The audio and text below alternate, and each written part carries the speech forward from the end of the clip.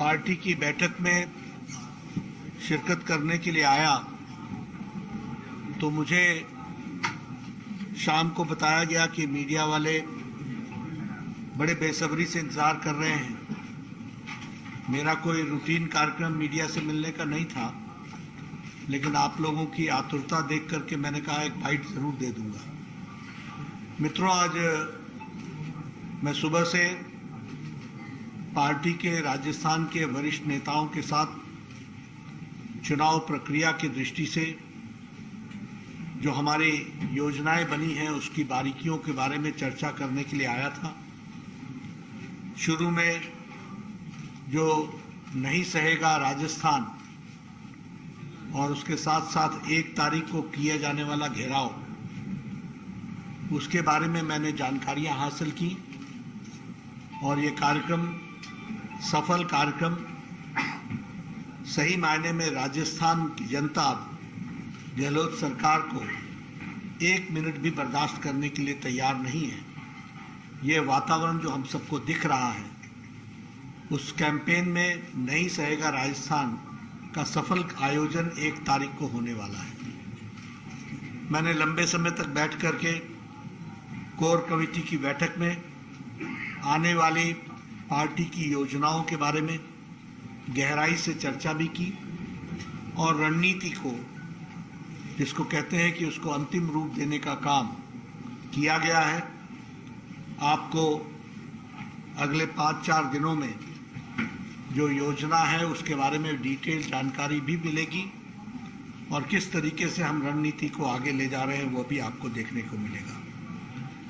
मैं आश्वस्त हूं कि आने वाले समय में विधानसभा के चुनाव में एक तरफा आशीर्वाद राजस्थान की जनता भारतीय जनता पार्टी को देने वाली है और इसके साथ साथ 2024 में हमारी लोकसभा में क्लीन स्वीप के लिए लोग आतुर बैठे हैं, ऐसा मैं आश्वस्त हूं। जिस तरीके का मैं वातावरण देख रहा हूं, आदरणीय प्रधानमंत्री जी की नीतियों के कारण जो साधारण व्यक्ति का सशक्तिकरण हुआ है, गांव, गरीब, वंचित, पीड़ित, शोषित, दलित, हमारा युवा भाई, हमारा किसान भाई, हमारी माताएं बहनें, इनका जो सशक्तिकरण हुआ है उसको भली भांति राजस्थान की जनता ने समझा भी है और जाना भी है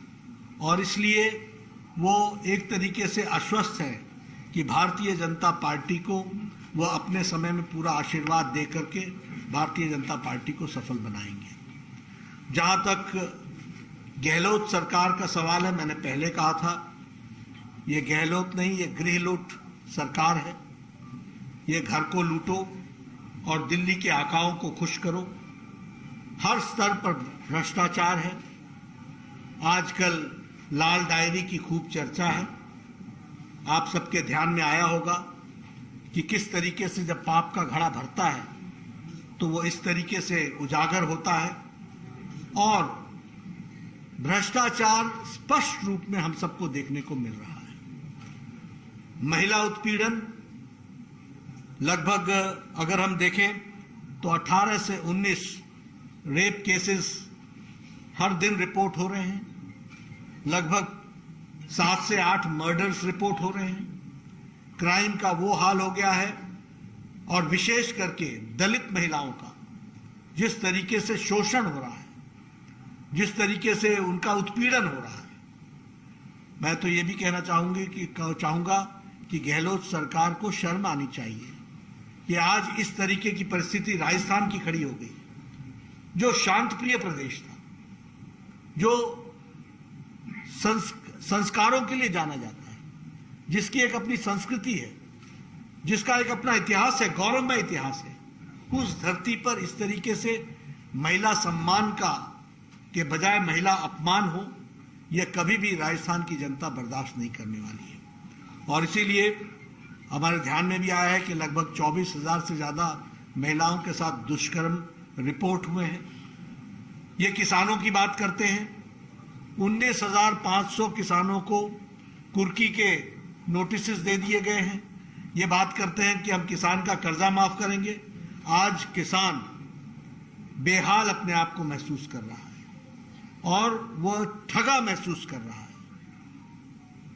जो जिन बातों की चर्चा करते हैं, हम सबके ध्यान में आया है कि विकास का नाम पर जो केंद्र सरकार ने दिया वह भी ठीक ढंग से नहीं लगाया गया है और जिस तरीके की लूट यहां पर मची हुई है, जिस तरीके से हर कोई लूटने पर लगा हुआ है, ये भ्रष्टाचार अब राजस्थान सहने वाला नहीं है और आने वाले चुनाव में भारतीय जनता पार्टी को भरपूर मत देगा। जहां तक दलितों का सवाल है, लगभग 8,000 से ज्यादा केसेस एक साल, 8,000 केसेस इन 1 ईयर 2022 में रिपोर्ट हुए हैं। ये दलितों की स्थिति है। युवा का जो स्थिति है वो हम सबको मालूम है। जो ये रीट के भर्ती में हम सबके ध्यान में आया, जिस तरीके से पेपर लीक हुआ, ये सब बताता है कि युवाओं के साथ भी बहुत ही जिसे कहा जाए कि घोर अन्याय हुआ है। वो ठगा महसूस कर रहा है और आतुर है कि कब वो गहलोत सरकार को उखाड़ फेंके और भारतीय जनता पार्टी की सरकार बनाए। इन योजनाओं को लेकर के हम आगे बढ़ने वाले हैं, आगे हमें सफलता मिलेगी, ये मैं आपसे कहना चाहता हूँ। बहुत बहुत धन्यवाद।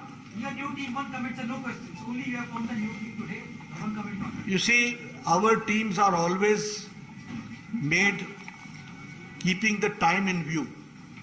We are going for 2024 elections and we have decided that in Lok Sabha election हम जहां जीत हासिल करेंगे उसके लिए हमको टीम को भी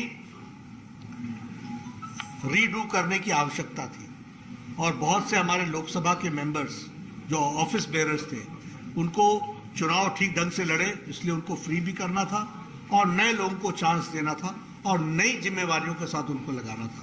always there is a rational and we are flexible और जो लोगों को जिम्मेवारी से नई जिम्मेवारी में लाया गया है, ये काम हमारे यहाँ कंटिन्यूअस चलता रहता है।